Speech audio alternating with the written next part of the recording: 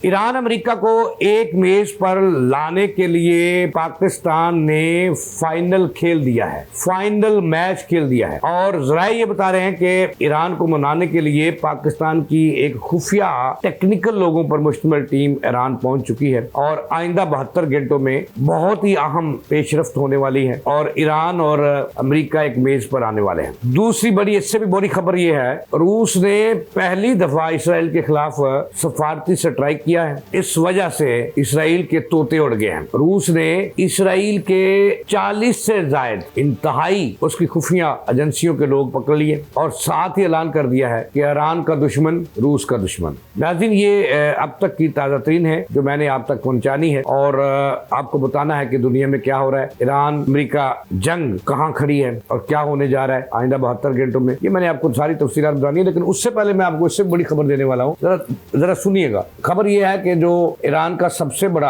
Headquarter है फौज का, उसके तर्जमान ने आज बहुत बड़ा ऐलान कर दिया है। उन्होंने कहा कि हम अमेरिका ने हमला किया तो हम उसका भरपूर और पहले से ज्यादा ताकतवर जवाब देंगे और मिसाइल मारेंगे सीधे। इससे अमेरिकी सदर ट्रंप एक मरतबा फिर आग बगोला भी हुए हैं, बोंगियां भी मारी हैं। ये तमाम तर तफसीलात हैं जो मैंने आपके सामने रखनी है। प्रोग्राम शुरू करने से पहले आपको पता है मैं आपका अपना जावेद इकबाल। बिस्मिल्लाहिर्रहमानिर्रहीम, इय्याका नअबुदु व इय्याका नस्तईन, इहदिना सिरातल मुस्तकीम। नाज़रीन, बहुत बड़ी खबरें हैं, मायूसी नहीं है, खुशखबरी हैं कि पाकिस्तान को जो अल्लाह ताला ने करदार दी, एक तारीखी करदार दिया सालस का, कि दुनिया का जो सुपर पावर है उसके दरमियान और ईरान के दरमियान सुलह कराओ और अमेरिका के जो बगलगीर बच्चा है उसको यहाँ से भगाओ, उसको दड़ाओ।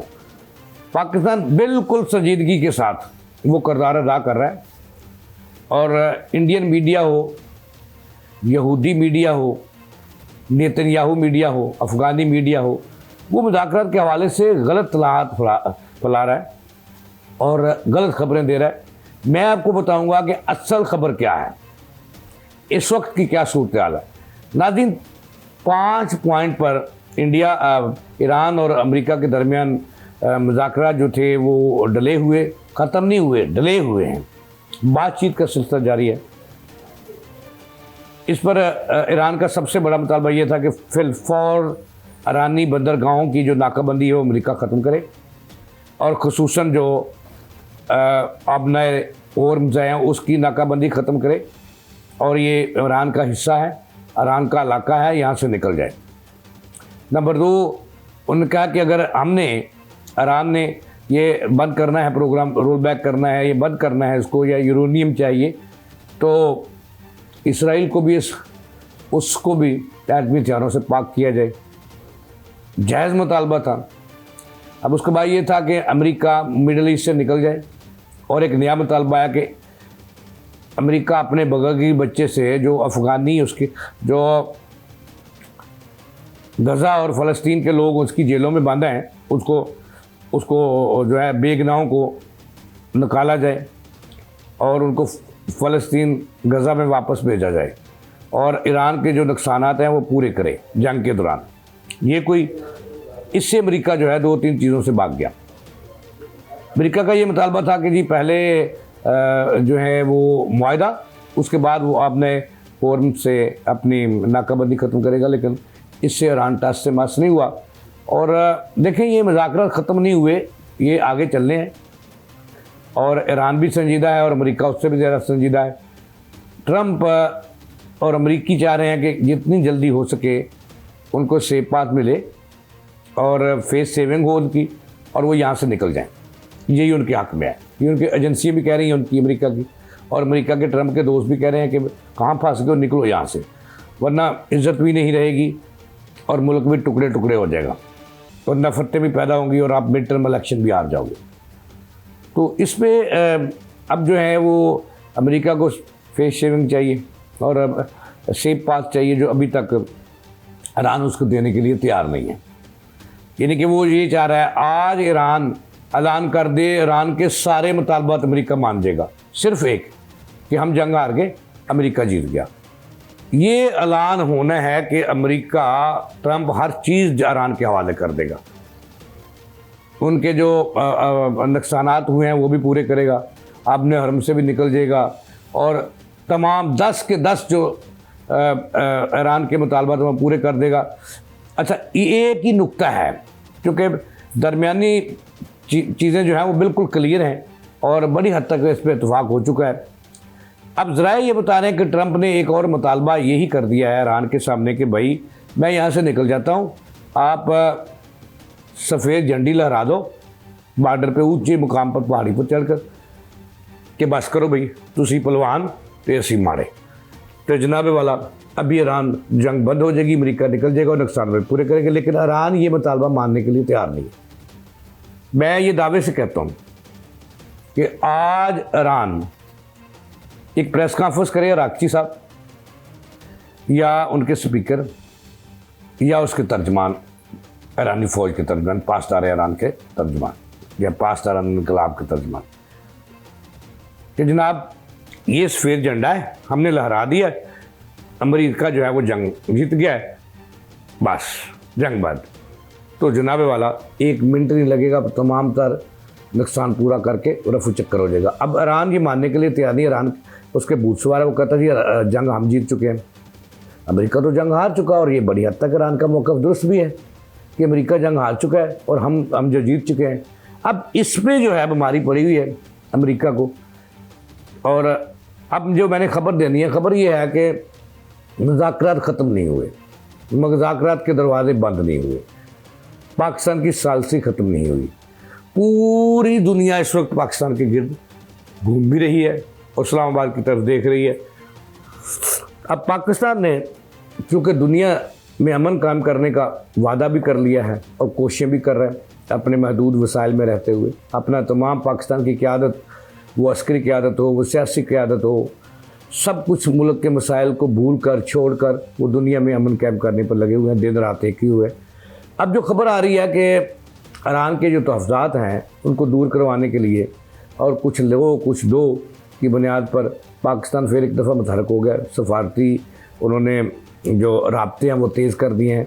अब ज़रा ये बता रहे हैं कि एक और टेक्निकल टीम जो है जो खुफिया तौर पर ईरान का दौरा करने गई है और वो मिलेगी ईरानी क़यादत से और वो ले दे, यानी कि जो पे आओ टेबल पे आओ, मुज़ाकरत करो और जो चीज़ों पे डेडलॉक है वो चीज़ें ख़त्म कर दें और मुज़ाकरत हो जाएँ और अमन कायम हो जाए। ये लगा हुआ है पाकिस्तान और राब्ते इंतहाई तेज़ हैं। और ज़रा ये बता रहे हैं कि आइंदा 72 से 74 घंटे बड़े अहम हैं और इनमें दोनों मुल्क एक मतलब फिर इस्लामाबाद में इकट्ठे हो जाएंगे और मुज़ाकरात शुरू हो जाएंगे और फिर जो है अमन मुआहदा हो जाएगा। ये बातें अपनी जगह हैं। ये तो मैंने अब तक का सिनेरियो आपको बताया कि इस वक्त तक ये सूरत हाल क्या है। बाद जो मोदी मीडिया ये दावे कर रहा है कि मुज़ाकरात ख़त्म, उनको जवाब देना, उनके मुंह पे जूता मारना है कि पाकिस्तान जो है उसने हिम्मत नहीं हारी, पाकिस्तान का कोई मुफाद नहीं है, अगर मुफाद है तो सिर्फ अमन कायम करना और दुनिया को ये बताना कि पाकिस्तान एक अमन पसंद मुल्क है, अमन चाहता है, जंग नहीं चाहता। उस पर पाकिस्तान लगा हुआ है। अब दूसरी बात जो मैंने आपको बताई थी कि पहली मरतबा रूस और ईरान की तारीख में पहली मरतबा रूस खुलकर ईरान के साथ आ गया और रूस के सदर ने बाकायदा तौर पर ऐलान कर दिया है कि ईरान का दुश्मन रूस का दुश्मन और रूस का दुश्मन ईरान का दुश्मन, ईरान का दुश्मन रूस का दुश्मन। अब हुआ क्या है इसका, पहली दफ़ा रूस ने ईरान के मुखालफों के ख़िलाफ़ सफारती स्ट्राइक किया और भरपूर अंदाज में किया और जो ईरान के दुश्मन हैं जो उसके लिए सरगर्मियां कर रहे थे, रूस के अंदर बैठकर इसराइली 40 उसके नौजवानों को उन्होंने गिरफ्तार कर लिया और एयरपोर्ट पर हाथ खड़े करा के एक तरफ बंद कर दिया। इस खबर से जो है वो रूस और इसराइल में जो है बड़ी थरथली मच गई, चूँकि आपको पता है कि नाज़रीन इस वक्त भी रूस के जो कोई 15 से 20 लाख लोग हैं वो इसराइल आते जाते हैं बिजनेस के लिए और कोई चीज़ें।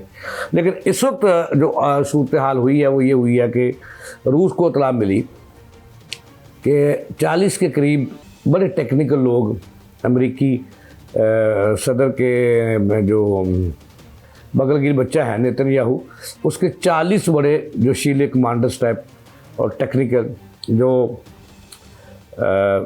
इंटेलिजेंस का काम कर रहे हैं मोसाद के लिए, तो वो इस वक्त रूस के एक एयरपोर्ट पर मौजूद हैं और बहुत सारी हसास मालूमात ईरान के ख़िलाफ़ देकर इधर उधर से इकट्ठी करके नक्शे बनाकर ये वो ले जा रहे हैं इसराइल।